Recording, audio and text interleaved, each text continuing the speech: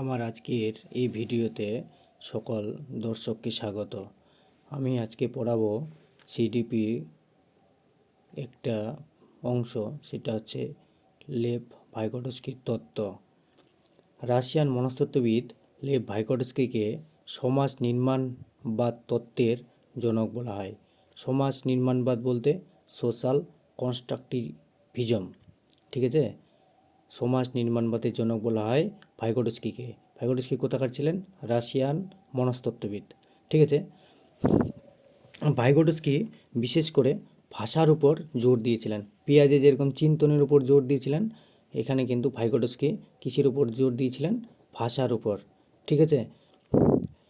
একটা শিশুর মনস্তাত্ত্বিক বা মানসিক বিকাশের জন্য তার কী কী দরকার? মনোযোগ দরকার, তাছাড়া ভাষা দরকার, তাছাড়া প্রজ্ঞা দরকার। এইসব কিসের উপর নির্ভর করে? সেই শিশুটা যে সমাজে বসবাস করে ওই সমাজের সংস্কৃতিটার উপর নির্ভর করে, ঠিক আছে। তাই শিশুর সমাজ সংস্কৃতি বিকাশে কি দরকার? সংস্কৃতিটা ভালো দরকার। ভালো সংস্কৃতি হলে শিশুটা ভালো কিছু শিখবে, ঠিক আছে। 2 বছরে শিশুটা যা ভালো সংস্কৃতি শিখলো, ও যখন 5 বছর হয়ে যাবে আরও ভালো ভালো সংস্কৃতি শিখবে। সেরকম ভাষার ব্যবহার, ঠিক আছে। আঞ্চলিক ভাষায় বিভিন্ন অঞ্চলে বিভিন্ন রকম শিশুরা কথা বলে, ঠিক আছে। ভালো ভাষায় যদি মানুষ কথা বলে, যেরকম কেউ যদি নম্র সুরে ভদ্রভাবে কথা বলে ওই সমাজের লোকগুলা, তাহলে ওই শিশুটাও ভদ্র ভাষায় কথা বলতে শিখবে, একদম নম্রভাবে। আর যে সমাজে খুব উগ্রভাবে লোকজন কথাবার্তা বলে, ওই সমাজে কিন্তু দেখবা শিশুগুলা আস্তে আস্তে করে ওইরকমভাবেই শিখে যায়, যে উগ্রভাবে কথা বলতে শেখে, ঠিক আছে। তারপর নির্ভর করে সমাজ, তার সমাজটা, ঠিক আছে। সমাজ বলতে আমরা অনেক রকমভাবে বুঝি, সেটা বিভিন্ন অঞ্চলের ক্ষেত্রে বিভিন্ন রকম হয় এবং বিভিন্ন পরিস্থিতিতে বিভিন্ন রকম সমাজ হয়। ওই শিশুটা সামাজিক পরিস্থিতি অনুযায়ী সামাজিক ব্যবহারগুলো শিখবে, ঠিক আছে। দেখো, সাংস্কৃতিক বিকাশে তিনি সাংস্কৃতিক বিকাশে বলতে কালচারাল ডেভেলপমেন্টে তিনি জেনেটিক ল আমরা সবাই জানি, বংশ পরম্পরায় পিতামাতার কি জেনেটিক বৈশিষ্ট্যগুলো কোথায় যাবে? সন্তানের দেহে যাবে। একই রকমভাবে একটা খারাপ সমাজে যদি ছেলে মেয়ে পালিত হয়, তাহলে ওই খারাপ সমাজের গুণাবলীগুলোই ওই শিশুটার মনের মধ্যে ঢুকে যায়, ঠিক আছে। Genetic law of cultural development, সাংস্কৃতিক বিকাশের ক্ষেত্রে জেনেটিক ল নিয়মের কথা বলেছিলেন কে? ভাইগোটস্কি। কীরকমভাবে? খারাপ সংস্কৃতিতে যদি একটা শিশু বড় হয়, সেই শিশুটাও কিন্তু খারাপ সংস্কৃতিরই মানুষ হবে আস্তে আস্তে করে, ঠিক আছে। এটা ভাইগোটস্কি ধারণা দিয়েছিলেন। তারপর দেখো, কালচারাল ডেভেলপমেন্ট, সাংস্কৃতিক বিকাশ। একটা শিশুর সাংস্কৃতিক বিকাশ কিসের উপর নির্ভর করবে? একটা সমাজ স্তর আর একটা হচ্ছে মনস্তাত্ত্বিক স্তর, ঠিক আছে। সাইকোলজিক্যাল, এটা বলছে সোশিও এটা সোশিও স্টেজ, সোশিও স্টেজ। আর এটা একটা মনস্তাত্ত্বিক, পিএস সাইকোলজিক্যাল, সাইকোলজিক্যাল, ঠিক আছে। মনস্তাত্ত্বিক স্তরে উপর নির্ভর করে। দেখো, আমি দেখিয়ে দিচ্ছি, একটা নির্ভর করে সামাজিক স্তর ভালো হলে যে কালচারাল ডেভেলপমেন্টটা তার ভালো হবে, মনস্তাত্ত্বিক স্তরটা ভালো হলে তার কী হবে? সাংস্কৃতিক বিকাশটাও ভালো হবে। যার বাবা মা চিন্তা ভাবনা করে কথাবার্তা বলে, ভালো নম্রভাবে কথা বলে, তার বাচ্চাগুলো দেখবা খুব সুন্দরভাবে কথাবার্তা বলে, ঠিক আছে। সেটা সমাজের উপর নির্ভর করে। শিশুর শিক্ষণে ভাইগোটস্কি সমাজের উপর গুরুত্ব দিয়েছিলেন। একটু আগেই বলেছি, সমাজকে জোর দিয়েছিলেন এবং ভাষাকে, ঠিক আছে। শিশুর শিক্ষণে ভাইগোটস্কি সমাজের উপর গুরুত্ব দিয়েছিলেন।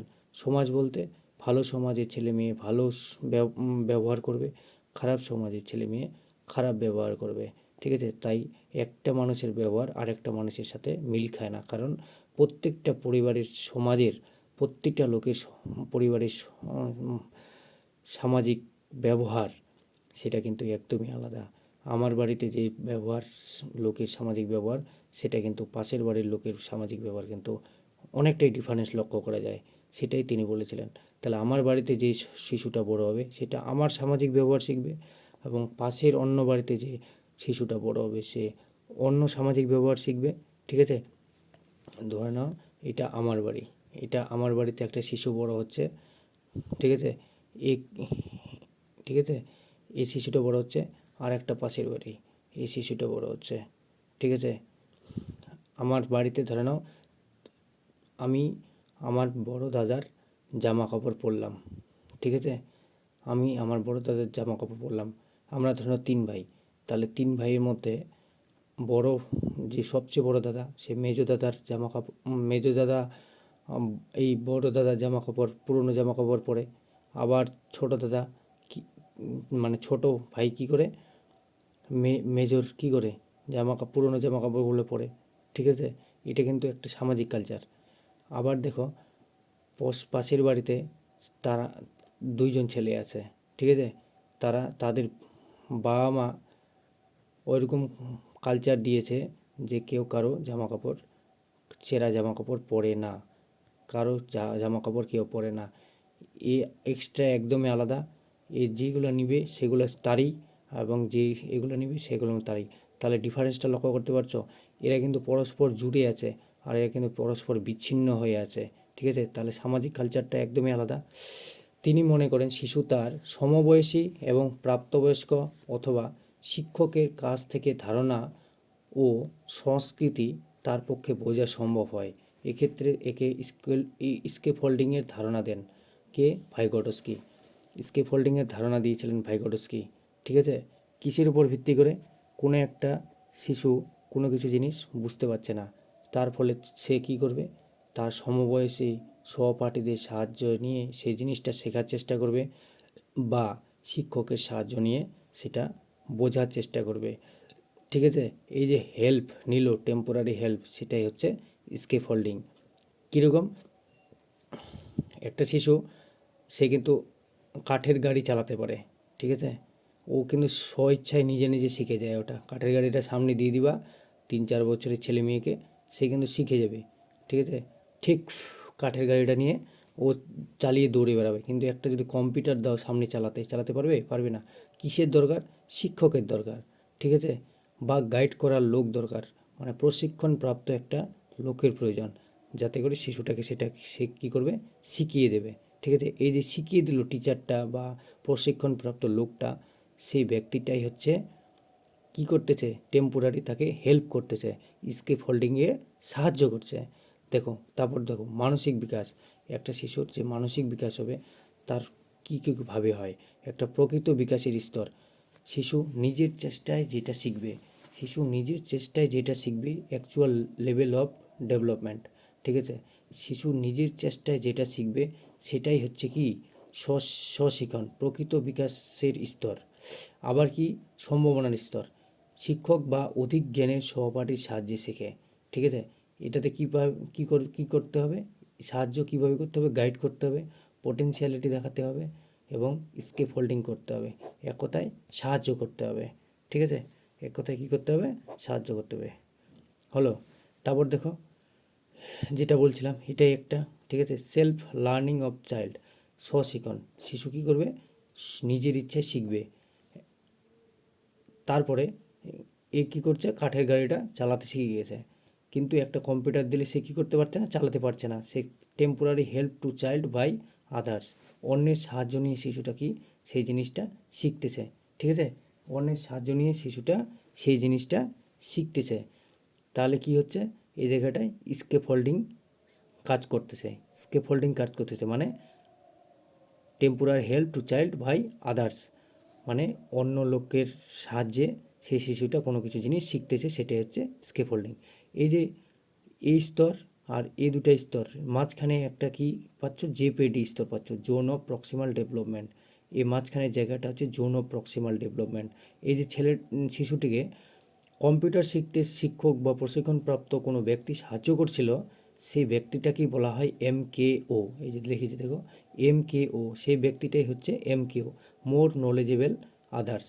ঠিক আছে, যে ব্যক্তিটা শেখায়, শিখতে সাহায্য করে, ঠিক আছে, শিখতে সাহায্য করে, সেই ব্যক্তিটাই হচ্ছে এমকিও নামে পরিচিত। এবং দুটা স্তরের মাঝখানের স্তরটা হচ্ছে জেপিটি, যেটা হচ্ছে শিশুর স্বশিখন এবং